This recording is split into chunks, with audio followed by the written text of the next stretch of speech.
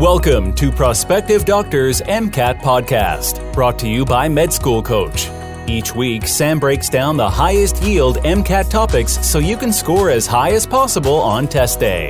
Hello and welcome to Prospective Doctors MCAT Basics with your host Sam Smith. The goal of this podcast is to cover the highest yield topics on the MCAT and provide you with some sort of insight into the questions that the MCAT really likes to ask. This episode is going to cover a few of the classic psychology experiments to know for the MCAT. I'm going to talk about 12 different experiments in all. That'll include things like Pavlov's dogs. I'll talk about the Harlow monkey study.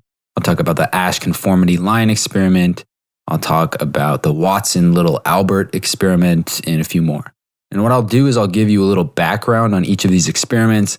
I'll discuss some of the motivations behind the experiments, and then of course I'll talk about some of the takeaways, which is probably the most important part.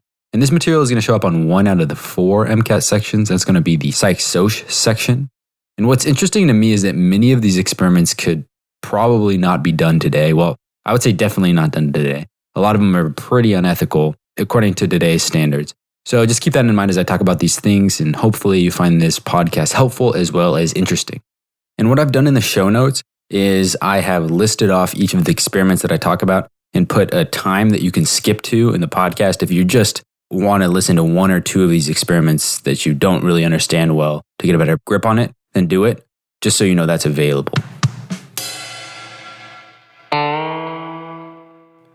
So as I said in this podcast, I'm going to cover 12 different major classic psychology experiments that you should know for the MCAT. And I definitely have seen these come up in the MCAT, so something that's important, and hopefully once you've listened to this, you'll see a question or two about it on the MCAT. All right, so the first experiment I want to talk about is the Pavlov Dog Experiment that looked at classical conditioning. So Ivan Pavlov was a Russian psychologist who was born in 1849, died in 1936, and he actually won a Nobel Prize for physiology in 1904 in recognition for his work in the physiology of digestion. And originally what he did is he worked with dogs and was very interested in their digestive system. He was kind of one of the first researchers to really look at the interaction between the digestive system and the nervous system, which we now know there's a lot of communication there, and that's known as the gut-brain axis. But it was in his work with the dogs and their digestive system that he noticed that the dogs would actually salivate before the food was brought to them. And he was curious as to what external stimuli was actually causing this salivary response. Was it the sound of the food container that being opened that the dogs would hear and then they would salivate? Was it when they smelled the food they would salivate? Or was it something in his demeanor that, the dogs were kind of sensing and saying, okay, we're going to get fed, and then therefore they started salivating? What he came to find out was it was actually the footsteps of some of his assistants that were actually feeding the dogs that was the stimuli that caused them to salivate. So then what he did is he set up an experiment that would then lead to the development of this idea of classical conditioning. What he did is he hooked up the dogs' mouths to these tubes so that he could actually measure the amount of saliva that they were secreting. So you can go Google an image of this, but it kind of looks just like a metal rod that's basically sticking out of their face that's got a piece of piping that leads away from their face. And so as I said, it was actually the sound of his assistants walking around that would cause the dog to salivate, because to them that meant food. And so we wondered if it could be any stimulus that could set off this salivary response. So what he did is he presented the sound of a metronome and then gave the dogs food while he presented this sound. And after a few repetitions of doing this, the dogs actually started to salivate in response to this stimulus, which again was the metronome. And so in the end, what he did is he took this stimulus that didn't produce a response, right? You play a metronome around a dog, it's not going to do anything. And he paired that stimulus with a response that was innate, which was salivation. And so this is what he called classical conditioning, and he went on to do a bunch more experiments to understand it better. But this is kind of the classical conditioning experiment. I also think it's important to understand the meaning of some of these different psychology terms that describe this classical conditioning process. So I'm going to kind of break this down using those terms, the unconditioned response, neutral stimulus, conditioned stimulus, and so forth. So we start out with these dogs that have some unconditioned response. right? That's just their innate response to food, which is to salivate. And with that, they have an unconditioned stimulus, just the natural stimulus that they react to and start salivating, which in this case was the sound of the assistant's footsteps. And now what classical conditioning does is it takes a neutral stimulus, which is a stimulus that does not elicit the response that you're interested in, which in this case was the ticking of the metronome, and it pairs that neutral stimulus with the response that you are interested in. And so again, that is the innate response, which is also called the unconditioned response. But when you pair that neutral stimulus, which again was the metronome, with the unconditioned response, it becomes a conditioned stimulus and a conditioned response, right? Now you present the ticking metronome and it produces a response in the dogs and the dogs start salivating. So now those two are paired and they're called the conditioned stimulus and the conditioned response. And TV commercials actually like to do this shit to you. Think about like a Sprite commercial. What usually happens is they'll have this can of Sprite and you open it and it's got this crisp, refreshing noise. And then they pour it into a cup and the person drinks it and then they go, ah, after they drink it. And those noises are just like refreshing, crisp noises. It makes you think, man, that sounds really refreshing. So after you hear that a few times and you think to yourself, that sounds refreshing, you eventually start to, or I guess I shouldn't generalize this to you, maybe you're smarter. You start to associate that can of Sprite with refreshing. You pair the stimulus of the Sprite can with that response, which is, oh man, that sounds refreshing, that used to be paired with the noise. And then the next time maybe you're walking through the store, you see a Sprite bottle and you're like, man, that looks refreshing. And then you buy the Sprite. The next study I want to talk about here is the Harlow monkey study. And a lot of these studies are pretty questionable in terms of their ethics today, but I think this one is especially so. It seems a little cruel, almost like torture. I'm not on an IRB board, so I don't really know exactly what the ethics standards say, but as you'll see, this seems a little bit questionable. So Harry Harlow was born in 1905 and died in 1981, and he was a psychologist at the University of Wisconsin-Madison that was really interested in the bond between children and their mothers, which led him to do the famous Harlow monkey study. And he was really interested in exploring how mothers and infants form this lifelong bond. He wanted to know if this was something that was based in physiology or was it based in something emotional or psychological. He was just really curious how that bond worked. So here's how his experiment went that he set up to answer these questions. What he did is he took a few rhesus macaques that were newborns, and rhesus macaques are just these small monkeys, and he would actually separate these baby monkeys from their mothers and actually take them to his own lab. And apparently a little backstory, but when he first got to UW-Madison, the school didn't give him enough lab space, so he actually purchased a building across the street from the school and turned it into a primate research lab that he called the Psychology Primate Laboratory. So anyways, he takes these baby monkeys to his Psychology Primate Laboratory, and he places them with two surrogate mothers. And these surrogate mothers weren't real monkeys. One of them was made of this terry cloth, which is like this wash rag material. And then the other mother was made of wire. And the wire mother actually had the baby's food. So you got one cloth mother and you've got a wire mother that has food. And essentially the baby monkey could go back and forth between the two mothers as it pleased.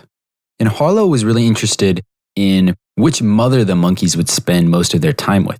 Right? Because if this bond between mothers and infants was only a physiological bond, then you'd think it would spend more time with the wire mother because that's where the food was. It would meet its physiological needs. However, if the connection was more of an emotional connection or there is some other mechanism behind the connection between these mothers and infants, then we might see the baby monkey spend more time with the terry cloth mother. What Harlow saw was that the baby monkeys actually spent very little time with the wire mother and instead spent the majority of their time with the terry cloth mother, kind of clinging onto the terry cloth and like cuddling up to the mother monkey, the surrogate mother monkey. To Harlow, what this suggested was that infant-mother connection was not just about the physiological needs. Instead, it was more about the emotional needs of that baby, the need to be touched and loved and cuddled.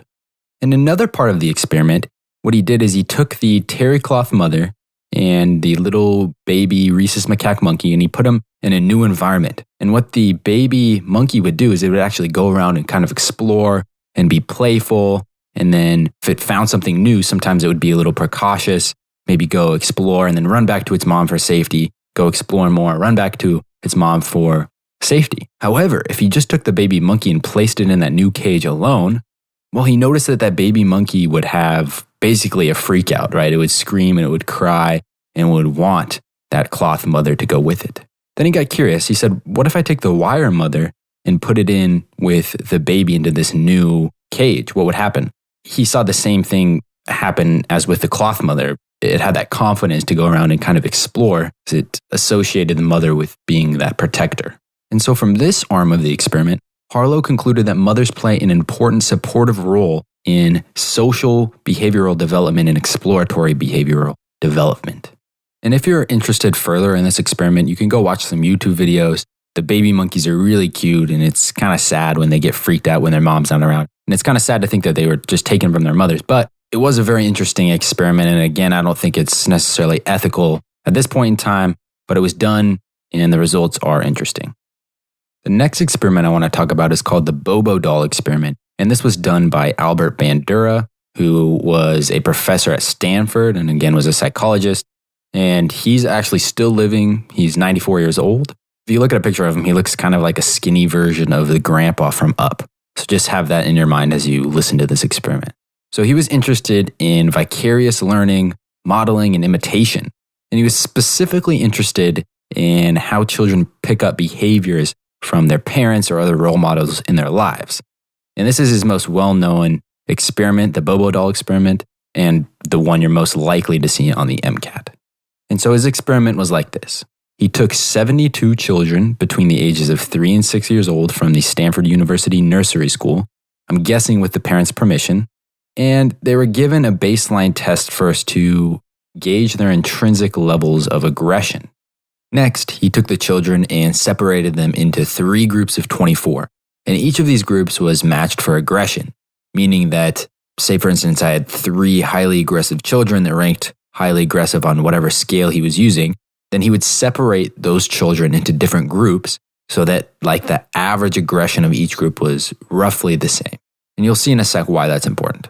Now, each of these 3 groups was exposed to a different kind of video and then allowed to go into a room with a bunch of toys, including this Bobo doll. And a Bobo doll is just like this big blow-up clown-looking thing that like if you hit, it's got weights in the bottom so it'll kind of swing around and then swing back up. I don't know, I played around with one as a kid, so you'll know what I mean if you've ever seen one of these. But what's important about this experiment is that each of these groups watched a different video before being exposed to this Bobo doll toy room. So group 1 watched a video in which an adult was actually beating up and saying disparaging things to the Bobo doll. The person in this video was like beating up the Bobo doll with a mallet, kicking it, throwing it in the air, and yelling obscenities such as sock him, hit him down, kick him, throw him to the Bobo doll. So that's group 1. Group 2 watched a video in which an adult was quietly playing in basically a subdued manner with some of the other toys in the room and kind of ignoring the Bobo doll. And then group 3 was the control group. They didn't watch any video, and then they were just placed in that same room. And I want to make it clear, in the original experiment, these kids were placed in the room alone. So you imagine the kid watching a video, and then they're placed in this playroom alone. What Bandura found was pretty much what he expected.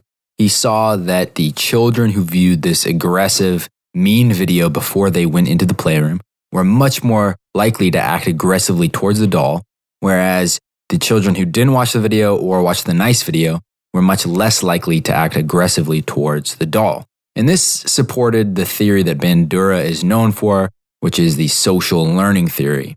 And the social learning theory basically says that children learn social behaviors, such as aggression in this example, through the process of observational learning, which just means that they're basically watching others' behaviors around them, specifically adults, and then learning those behaviors by doing so. All right, so that's Albert Bandura's Bobo doll experiment that supports this theory that he came up with called the social learning theory. The next experiment I want to talk about is one that was done by a man known as Burris Frederick Skinner, or B.F. Skinner, and it involved a box. So B.F. Skinner was a Harvard University psychologist who was born in 1904 and died in 1990. And he was really interested in behaviorism, which is just a theory of learning that basically suggests that all behaviors are acquired through conditioning. And interestingly, he's credited with multiple inventions, one of which includes a pigeon-guided missile, which is literally exactly what it sounds like, a pigeon that is stowed in like the cone of a missile and uses its pecker to actually guide the missile along. And this actually never came to fruition, but it is interesting, I guess. I think once radar got more evolved, they kind of used that instead of pigeons, which is good. But another one of his inventions was the Skinner box, which brings me to one of his most well-known experiments and one that you may see come up on the MCAT, and that was the Skinner box and operant conditioning experiment. So first of all, I want to introduce the idea of operant conditioning. I talked a little bit about classical conditioning, but operant conditioning is the idea that you can strengthen behavior through reinforcement and reduce behavior through punishments. So it's a type of associative learning, a little different than classical conditioning, but just kind of understand that it has more to do with punishments and rewards and shaping behavior over time. If you're really interested, you can go listen to the podcast I did on learning. But anyways, Skinner developed and invented this small box in which he was able to actually study behavior and study operant conditioning. And so essentially the box housed one animal, which was typically a rat, although he did studies with rabbits and I believe mice, as well as some other animals. And these boxes all had kind of the same features. They had an electrified grid that the animal stood on so that electric shocks could be delivered to the animal. It had a loudspeaker. It had a lever that the animal could press. It had a food dispenser, and it had lights. But in terms of the classic experiment I'm going to talk about, you can really just focus on the lever in the food dispenser. So what BF would do is he would take a rat, and BF is a funny name. He would take a rat and he would place it inside of his box, and he would first teach it to press the lever, and he would do this by giving them a reward for pressing the lever. And what was the reward? Well, he would just drop a piece of food each time the lever was pressed. And it was all mechanized, so each time the rat pressed the lever, it would actually drop the food in. And one thing he noticed right away was that if he stopped presenting the food as a reward for this behavior of pressing the lever, then this behavior would stop. And he called this extinction. And in general, extinction is the decline or stopping of a response once the reinforcement is removed. So in this case, of course, the mouse behavior that stops is pressing the lever, and that's because they stop receiving food for doing so. And Skinner went on to do a bunch of different experiments with these boxes. One that I've seen and that I think is interesting is when he experimented with different schedules of reinforcement. And so he looked at 5 different schedules of reinforcement. And what I mean by schedules of different reinforcement are the way that reinforcements are provided, food, again in this case, for the behavior, which is pressing the lever. So you can have continuous reinforcement, which is the very first case I presented, where you have the rat positively reinforced every time the lever press occurs. So each time the lever press occurs, the rat will get the pellet of food and will be happy. However, this has a really fast extinction rate, meaning that if I stop providing that food pellet for each time the mouse presses the lever, it's going to stop pressing the lever pretty fast. So again, that's continuous reinforcement. The second schedule of reinforcement he looked at was called fixed ratio reinforcement, which essentially means that behavior is reinforced only after the behavior occurs a specific number of times. So for instance, this would be every 5th push of the lever, the mouse gets 1 food pellet. And this works decently well. The extinction rate is somewhere in the middle. It's like a medium extinction rate, meaning they'll continue to press the lever for a little bit after they stop getting food. Longer than continuous reinforcement, but still not that long. The next schedule of reinforcement was called fixed interval reinforcement, which essentially says that there's 1 reinforcement given after a fixed period of time. In other words, the mouse would get 1 pellet of food every 5 minutes, say, no matter how much it pressed the lever. I would assume this extinction rate is even greater than the fixed ratio reinforcement, but not really. It's still in that medium category in terms of its extinction rate. It lasts a little bit longer than the continuous reinforcement, but still not that long. The 4th schedule of reinforcement that he looked at was what he called the variable ratio reinforcement, which essentially says that behavior is reinforced after an unpredictable number of responses. So for example, the mouse would press the lever a variable amount of times each time they received a little pellet of food. So one time they may have to press the lever 4 times and they receive the food. The next might be 20. The next might be 1. The one after that might be 50. And so it changes each time and is therefore very unpredictable. And because of this unpredictability, the extinction rate is very, very slow. And this is one of the reasons that those slot machines are so dangerous, right? Because they run on a variable ratio reinforcement schedule. In other words, it's very hard for the person playing the game to predict when they're going to get a jackpot.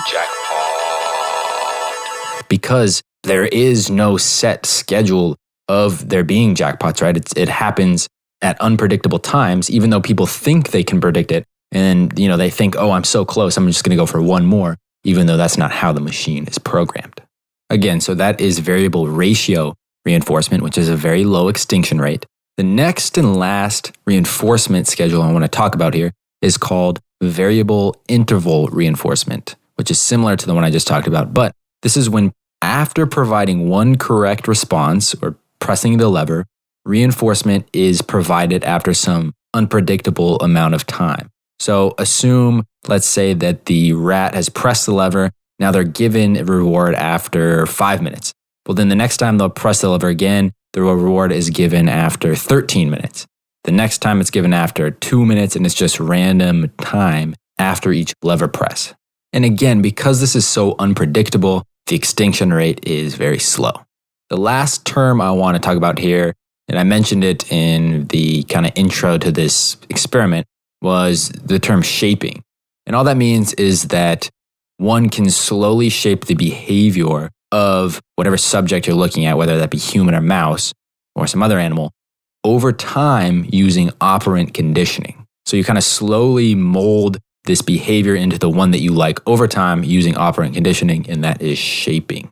So through his experiments and through the Skinner box, B.F. Skinner was able to kind of concoct and experiment on this theory that he developed known as operant conditioning, which basically says that behavior can be reinforced by rewards and discouraged by punishments. And of course, there's more than that, and you can find that on the Learning Podcast. The next psychology experiment I want to talk about is called the Asch Conformity Experiment, or the Asch line experiment. And this was done by Solomon Asch, who was a psychologist who immigrated from Poland, was born in 1907 and died in 1996. And he moved to the United States at the age of 13, got his PhD right when World War II was just starting. And he became really interested in Hitler as well as the Nazi regime in general. And was really specifically interested in propaganda and indoctrination. And that's kind of the backdrop to this experiment and what got him interested in it. And so what he did for this now famous line experiment is that he started with a group of participants and actually told them that they were going to take part in a visual acuity test. And what he did is he would show each of these subjects a card with a series of lines on it. So on the left side of the card, there would be a single line, and this was kind of the reference line. And then on the right side of the card, there were 3 lines of varying lengths, each labeled either A, B, or C. And the job of the participant was to look at this reference line on the left side and pick which of the 3 lines was the same length on the right side of the card, which is a pretty easy thing to do. Like if you go Google what these cards look like, it was pretty easy to see, which line it matched up with on the right side. It wasn't like they're all really close together and you actually had to be able to see to do this. That wasn't the actual experiment. And so what he did is he then took 8 to 10 people and he put them in a room, and he would have people answer down a line. Starting with the person in the front of the room, he'd say, okay, which line do you think matches the reference line? And they'd say A. He'd go to the next person. What do you think? A. And they just go down the line. And what the subjects didn't know is that they were actually surrounded by a bunch of fake subjects. These were all actors planted by the researchers. And so they could control the answer that these other people gave. And what they did is they placed the subjects near the end of the line, meaning they would be like the 8th person to answer. And what they did is they had these actors at first answer correctly. So at first they'd give the right answer when he said, okay, what line do you think matches the reference line? They'd say A, down the line. And that would be the right answer. But then over time, what they did is they would give obviously wrong answers. So they'd say, okay, on the 5th card, I want you to say C, even though that's not the right matching line. So they'd start at the front of the line and they say, what line do you think matches the reference line? It'd be C, C, C, C. And then by the time it got to this participant, what they're interested in is they're interested if the participant would go along with these actors and pick the wrong answer that they knew was wrong, or would they go against the group and pick the correct answer?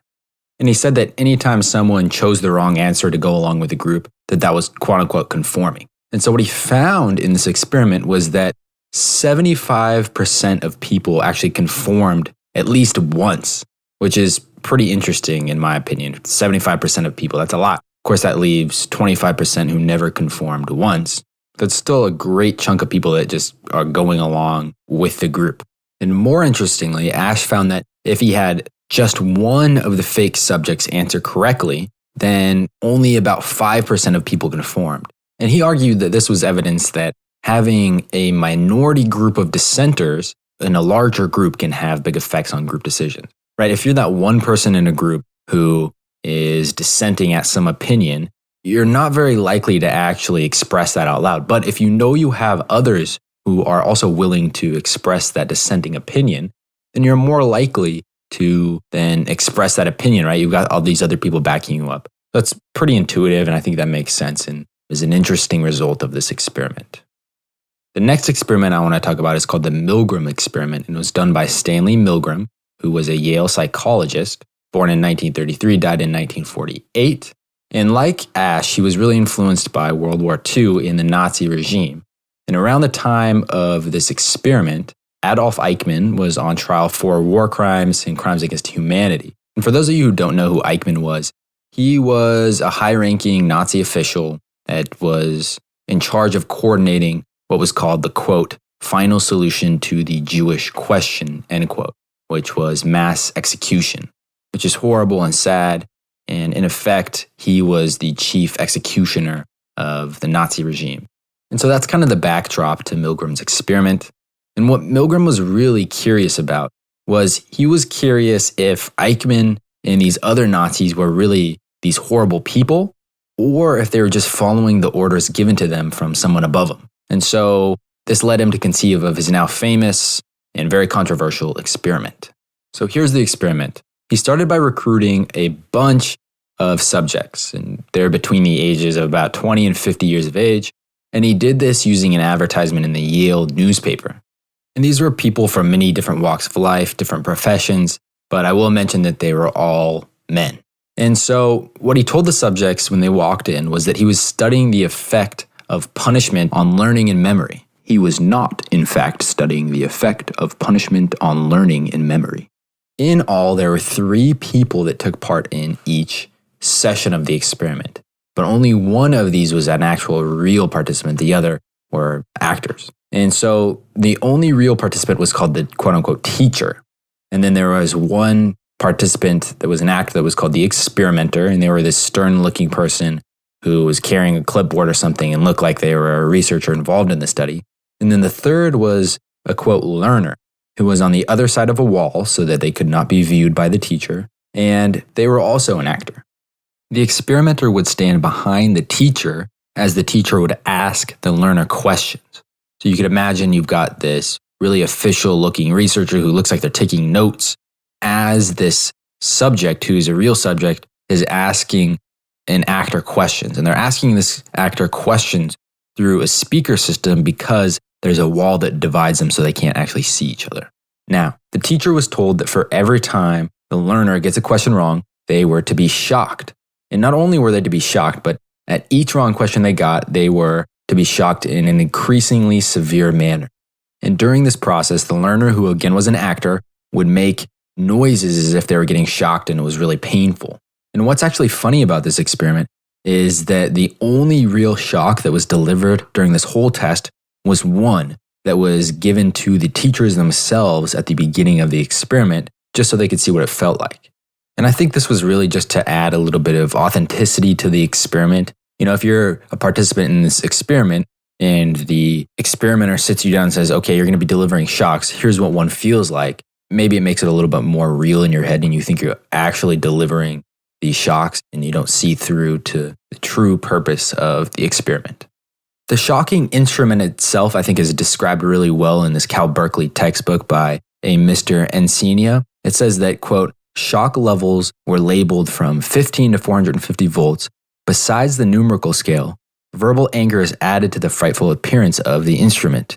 Beginning from the lower end, jolt levels were labeled slight shock, moderate shock, strong shock, very strong shock, intense shock, and extreme intensity shock. The next two anchors were labeled danger, severe shock, and past that it was simply a ghastly XXX.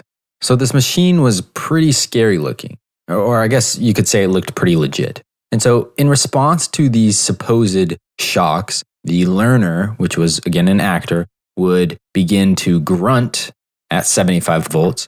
They would complain a little bit at 120 volts, and then at 150 volts, they'd ask to be released. And then they'd continue to plead and let out screams and stuff as the voltage was increased. And then eventually, in desperation, the learner would yell really loudly and start complaining of heart pain. Once the learner was jolted with a 330 volt shock, the learner, who again was an actor, would be totally silent as if the shock had actually killed them. And what's worse is the teachers were told to treat the silence as if it was an incorrect answer. And then they were supposed to apply the next shock level to that student who was supposedly dead and not responding to anything the teacher was saying. And if at any point the teacher, who was a real participant, hesitated to actually inflict the shock, the experimenter behind them would tell them, no, continue, go on. They'd pressure them to continue to shock this learner. And they would use scripted statements like, this experiment requires that you continue. So this whole time you could imagine that the teacher just has this constant pressure from this very official looking person behind them to continue to deliver shocks to this person who seems to be in complete agony as they get questions wrong. So what were the results of this experiment? What Milgram found out was that 65% of the men in this experiment went all the way, meaning that they administered the fake 450 volts of electricity. And this was, again, if you remember back to what I said earlier, this was even after the learner had apparently died and was non-responsive. 65%, that's a majority of the men in this experiment. This result has actually been reproduced many times. It's not like one of those old experiments that's out of date and the results of it can't be replicated. It's been replicated a lot of times, and there's a meta-analysis, a bunch of different studies that are similar to this that show that an average of 61% of participants are actually willing to go all the way in terms of shock. And you may not be all that surprised that so many men were willing to go all the way, but Milgram was pretty surprised. It had been predicted by a bunch of psychiatrists that less than 1% of people would be willing to go to the fullest shock level, which again was 450 volts here. The results from this experiment then would suggest that a majority of people that were doing bad things in Nazi Germany, and they were part of the Nazi regime, were doing so because they were following orders. And that would especially apply to people who can't see the victims themselves, right? In this experiment, the victim was behind a wall. And so that especially applies to people who are high up in the Nazi regime and weren't out there in the field seeing these horrible things that were going on. And of course, there's been a lot of critics who have argued that this is a situation much different than that in Nazi Germany and doesn't have any applicability. They've also pointed out that this is not really an ethically sound experiment. The participants were experiencing a lot of emotional stress, right? They just thought they killed somebody. Nonetheless, I think this is a pretty interesting experiment, and the results of it honestly make me a little bit uncomfortable to think that maybe these people were just following orders, that were doing these horrible things. Thanks for checking out the Prospective Doctor MCAT Basics podcast. Sam's doing a killer job taking you through the most important MCAT topics, but what if you need a little extra help? How does a 5, 10, or even 15-point increase in your score sound? Imagine how your chances at admission could increase. Med School Coach's MCAT tutoring can get you there. With the most rigorous selection process of any tutoring company, we see amazing results. We deconstruct each student, find a plan that is going to work, and help execute it. That's why our students add an average 12 points to their score. completely physician-run and operated, and focusing on nothing but medicine. It's no wonder over 10,000 past students have trusted Med School Coach to get them through the MCAT and into medical school. Check out medschoolcoach.com today and mention code PODCAST for 5% off. All right, so the next experiment I want to talk about here is the Watson Little Albert experiment. So John B. Watson was another psychologist who was born in 1878, died in 1958, and he's most known for founding behaviorism, which is the idea that all behaviors are acquired through conditioning. I talked about that a little bit earlier with Pavlov and also my boy BF. And this Little Albert experiment was pretty similar to Pavlov's dog experiment, but to me it took it a little step further because it was an experiment done on humans, and in this case a little baby whose name or nickname was Albert, which is a horrible nickname for a baby, right? I don't know a baby named Albert. Seems like an old man's name. Anyways, the experiment goes like this, and it's actually pretty simple. Watson took a baby with its parents' permission, I'm guessing, and what he wanted to do was classically condition this baby to react to a certain stimuli. And what he wanted to train it to do is actually become scared at the sight of a mouse. And so what he did is he started with the response that he wanted, which is fear. And in this case, it was an unconditioned response. And he noticed that he could get fear out of a baby using loud noises. So that was the unconditioned stimulus, right? He made a loud noise, the baby would get fearful. And so what he did then is he brought out a neutral stimulus, which was this little cute white lab rat. And he let Albert play with it. And Bert showed no aversion to this mouse at all. He was having fun playing with it. He really liked it. Now, the mouse was removed. The next time he brought that mouse back out, each time Albert tried to touch it or reach out for it, Dr. Watson took a metal hammer and like a metal pipe and just hit it really hard, making a really loud noise right behind Bert. And so what happened was that Bert actually learned to associate fear with this cute little mice because of that loud noise that was being generated each time he tried to touch the cute white mouse. In other words, he was able to pair an unconditioned response, which was fear, with a neutral stimulus, which was a cute white mouse, and that is classical conditioning. Further, what Watson recognized was that Albert actually seemed to generalize his fearful response to the mouse. In other words, he would react with fear towards anything that even resembled the mouse at all. So one thing that they brought out were white cotton balls. And these white cotton balls were actually able to make Bert cry, which is sad, but brings up an important concept to know for psychology and for the MCAT, which is generalization. And generalization is the tendency for someone or something to respond in the same way to different but similar stimuli. And this experiment has obvious problems, right? It's, first of all, an N of 1. You only have one participant, and you are clearly causing a baby some emotional distress, which is not ethical. So there's that, but it is a cool experiment in that you can see a pretty clear example of classical conditioning in humans. So that is the Little Albert experiment that was done by John B. Watson. The next experiment I want to talk about is called the Sherif Robber's Cave experiment, which was done by Muzaffer Sherif. Sharif is a Turkish social psychologist, say that 5 times fast, and he was born in 1906, died in 1998, and he was really interested in social psychology, which is just a branch of psychology that is interested in social interactions. Makes sense. And he was specifically interested in research on human relations within and between groups, which is where this famous Robber's Cave experiment comes from. Sharif had this hypothesis, and his hypothesis was that intergroup conflict, which is just conflict between groups, occurs when 2 groups are competing for a limited resource. And so this experiment itself was sort of Lord of the Flies-esque. Basically, he took 22 Boy Scouts and randomly assigned them to one of 2 groups. It's important to note that none of the kids actually knew each other before this experiment. And so once Sharif made these 2 groups, he sent the Boy Scouts off to a camp at a 200-acre Boy Scout ranch in the Robbers Cave State Park, which is in Oklahoma. And for 1 week, the 2 11-boy groups were kept separate from each other, i.e. they had no contact. They were pretty close to each other. They were a few miles away in the same ranch, but they never were allowed to interact with each other.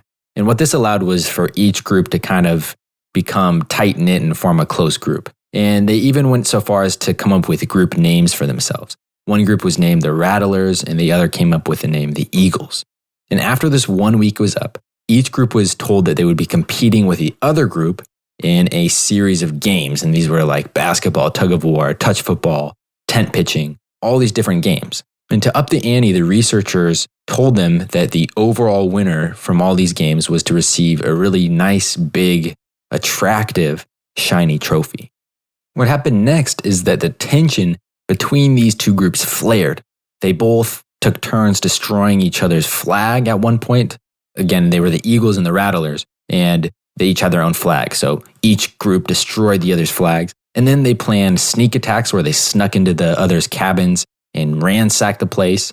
And eventually it escalated to the point where one group of boys actually filled up their socks with stones, kind of tied them off, and were going to use them as weapons to defend themselves if the opposing group came back to their cabin. And so at this point, of course, the camp counselors, who were the experiment observers, had to step in. You can't literally replicate what happens in Lord of the Flies. That would be bad. And so this is all to say that the two groups really grew to despise one another. They really kind of hated each other. And what Sharif took away from this was that he was able to show that he could raise tensions between two groups by presenting some limited resource. And in this case, the limited resource was a trophy that was to be awarded to one group. And so he went on to kind of confirm his original hypothesis. But then later he was interested in ways that he could actually reduce this tension. And what he found was that he could reduce the tension between these two groups by having them compete towards a similar goal. For instance, what they did in this experiment is they purposefully broke the water system and then had both groups work together to get it fixed and back up and running. So in the end, this psychologist, Sharif, was convinced that his hypothesis was indeed correct, that when you had two groups competing for some limited resource, that caused conflict. And he went on to try to apply this to real-world situations, and he said that essentially mere contact between different groups of people is not enough to get along. Instead, these different groups of people need to actually align their goals and cooperate together in order to have a positive intergroup relationship. The next experiment I want to talk about is one that was done by a psychologist named Martin Seligman, and it was called the Learned Helplessness Dog Experiment, or at least that's what I'm calling it. He was born in 1942. He is now 72 years old, so he's still living, one of the few that I'm talking about on here that's still living. And it was Seligman, along with another psychologist, that was really interested in depression, and specifically the concept of learned helplessness. And during the time Selig was working on a project in which he was subjecting dogs to electrical shocks, he noticed a really interesting phenomena. And to understand this phenomena, you have to understand a little bit about what he was doing. So he essentially had these dogs in a cage in which half the floor of the cage was electrified and the other half was not. And in order to get between the two sides of the cages, the dogs had to jump over this little gate kind of in the middle of the cage. And so I think the important thing here is that the dogs could go back and forth between the electrified side and the non-electrified side. They could control that. And so what he noticed is that in the usual case, when a dog was shocked, right, it'd jump over the barrier and get to the non-electrified side because it didn't want to be shocked. But when a dog was subjected to continuously random shocks, he noticed that over time it would start to not even try to escape. It would just sit there. And so to investigate this further, he designed the following experiment. He got together a bunch of new dogs and divided them up into 3 groups.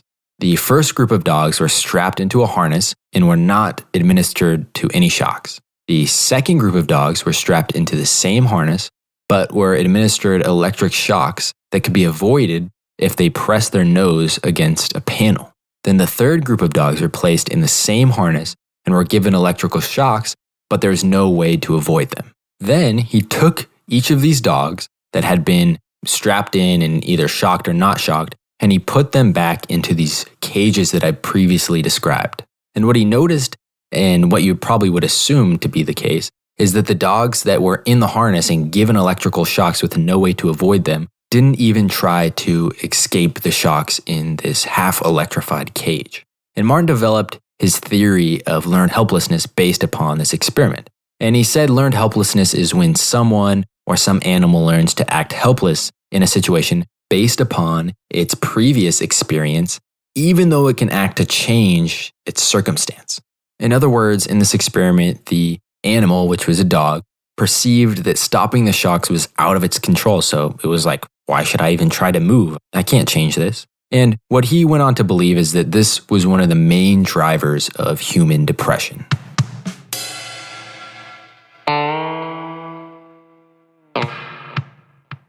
All right, so the last thing I want to do here is do 3 rapid fire experiments / patients, and you'll see what I mean. The first one I want to talk about is the Zimbardo Stanford Prison Experiment. And this is a pretty fraught experiment, very controversial now. I think someone that was in the experiment came out recently and said that they had been asked to act a certain way. And so we don't really know if this was actually a legit experiment. But what happened is they fake arrested a bunch of subjects who signed up for this study during the summer. And they were brought into a makeshift prison in Stanford. And then there were other subjects recruited to be prison guards. And pretty quickly, the experiment devolved and inmates started acting kind of weird. The prison guards started bullying the inmates, and the experiment was stopped early because these interactions were becoming so dehumanized in a way. And so they just evolved into these horrible interactions. And so Zimbardo concluded, and this is from his notes, quote, "I watched some normal, healthy, intelligent, and mature young men become dehumanized into emotionally disturbed, quote, prisoners, end quote, full of hatred, while others were transformed into oppressive, brutal guards. It was as if we were all in a play by Pandriello, directed by Kafka, in which we began with a simulated, unreal prison experiment, and with 1 week we ended with the reality of actually being imprisoned. Then, I was made aware of the pervasive control which forces in the social environment can exert upon individual behavior. Control so powerful that it could influence virtually all aspects of a person's thinking, feeling, and acting, yet so subtle that he and outsiders looking in would constantly underestimate its potency," end quote. And that's a whole lot of words to say that the environment that people are in have a lot to do with how they act. And some of the critics of this experiment say that the Hawthorne Effect actually undermines this whole experiment. And you should know what the Hawthorne Effect is for the MCAT. And so the Hawthorne Effect is when people act differently than they would in real life because they know they're being watched. So I think that probably played a decent role in this experiment if it's real. You know that you're not actually in prison, but you're being watched, so you kind of want to put on a show. And then, of course, as I said earlier, people have claimed this whole experiment is fraudulent and not what it seemed. The next rapid fire case I want to talk about is that of Kitty Genovese, who was a patient. She was a 28-year-old human woman who was stabbed outside of her apartment in 1964 in Queens, New York. And right after her murder, the New York Times published an article weeks after the murder claiming that 38 people had heard or seen the murder and had failed to step in and act or even call the police. And now there's a pretty big dispute as to whether this is true or fake news, but don't worry about that, just pretend it's true. Because this is a classic example of the bystander effect, which says that individuals are less likely to help a victim when others are present. What I imagine is these 38 people all looking at each other like, you do something, no, you do something, no, you do something. And I should mention too that there's actually an inverse dose-response relationship with this bystander effect. And what I mean by that is that the greater number of bystanders you have, the less likely it is that one of them will help. So if this had been 100 people, then this bystander effect may have been worse, according to what we know in psychology today. The last case I want to talk about in this rapid fire section is the man with a pole in his head. And he was a patient, and his name was Phineas Gage. And he was actually working on a railroad when, by accident, a metal rod was driven through his head and destroyed much of his left frontal lobe. And apparently the wound bled pretty bad right after this. I mean, obviously you have a hole in your head. And it became infected after the rod was removed. And he was really close to death during the peak of this infection. They thought he would die, but he ended up making a full recovery. And you'll see why it wasn't full. Interestingly, his memory was fine, and we know why that is. The memory has more to do with other parts of the brain, specifically the hippocampus. What didn't recover, though, was his personality. So basically, he went from being a really hardworking man to being a lazy, profanity-spewing fellow. And this gave doctors at the time a really fascinating case study that helped them look at the role of the frontal lobe and of the frontal cortex. And what we know now is that these both play a role in judgment, impulse control, social and sexual behavior, and other of these higher order functions.